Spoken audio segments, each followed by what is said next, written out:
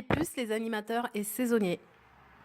Depuis qu'on a grandi, on a compris que les animes, c'était pas des bourreaux, juste des jeunes étudiants un peu cool qui avaient un taf pas facile. Et maintenant qu'on sait combien ils touchaient, on veut militer pour leur augmentation immédiate. Voici donc 10 raisons de les payer beaucoup plus et immédiatement. Parce que c'est des couteaux suisses. C'est des gens qui savent monter des tentes qui ont été fabriquées bien avant leur naissance, qui savent te fabriquer un Scooby-Doo en moins de 5 minutes et qui connaissent plein d'histoires qui font flipper. Bon, ils connaissent que celle de la Dame Blanche, mais elle est bien déjà. Parce qu'en colo, tout pue. Les dortoirs, les cuisines et surtout les enfants, ces sacs de maladies sur pattes qui retournent à l'état sauvage dès qu'on les laisse plus de 12 minutes tout seuls. Parce qu'ils ont dû apprendre des tas de chansons horribles, telles que Vent frais, vent du matin, Santiano, ainsi que en lambeau en féfé, des kilos de CC. Et elles vont leur rester dans la tête jusqu'à la fin de leur vie. Parce qu'ils sont psychologues amoureux pour ados. Mais si t'en trouveras une autre, oui, je sais, c'est rare les filles qui aiment à la fois les Pokémon et Kev Adams, mais faut que tu sois fort, Kevin, ok? C'est vachement dur de sortir ce genre de phrase sans rigoler. Parce que leurs journées sont beaucoup trop longues. Debout 7 heures, couché 2 heures du matin, tous les jours, avec un jour de congé par semaine. Et pendant les 5 pauvres heures de sommeil, faut toujours se réveiller pour aller engueuler les gosses qui font du spiritisme ou qui foutent le bordel.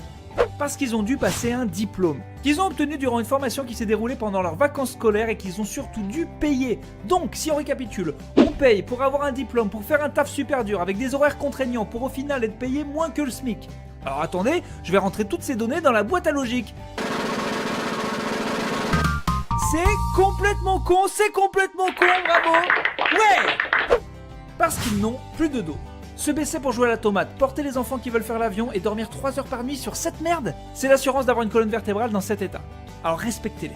Parce qu'ils n'ont pas le droit de taper sur les enfants. Et c'est tant mieux d'ailleurs, mais quand on sait qu'ils en ont 40 à gérer par jour, dès qu'ils pleurent, dès qu'ils se pissent dessus, dès qu'ils écoutent du Jules et qu'ils veulent faire des Y avec leur vélo, on se dit que quand même c'est une performance. Chapeau les gars. Parce qu'ils ont besoin de financer le 5e.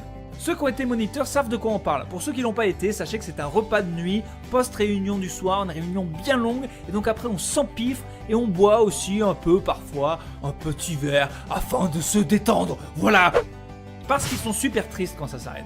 Bah oui, malgré toutes ces galères, quand on vit 3 semaines 24-24 avec des gens, ça crée forcément des liens. Et le côté cruel de la colo, c'est d'arriver à te rendre triste de quitter Kevin, 8 ans, dont les activités favorites sont de pisser en public et de crier, alors qu'en fait, tu peux pas le blairer.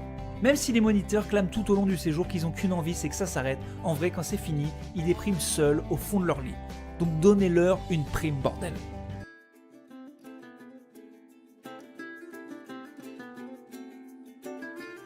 14 heures de travail par jour. Ce qui est illégal. 14 heures théoriques. Car l'animateur en séjour, c'est H24, 7 jours sur 7. Ce qui est aussi illégal dans la fonction publique territoriale. Vous revenez de vacances? Moi, j'en ai pas pris, je suis saisonnière. Pour la plupart, ce sont des enfants de collègues, comme notre employeur, Qui travaillent 6 jours sur 7, tous les dimanches et jours fériés. avec seulement 4 jours de repos par mois. Sans compensation financière, comme leurs parents ou d'autres collègues ont. Ce sont des agents qui n'ont toujours pas signé leur contrat le 29 du mois.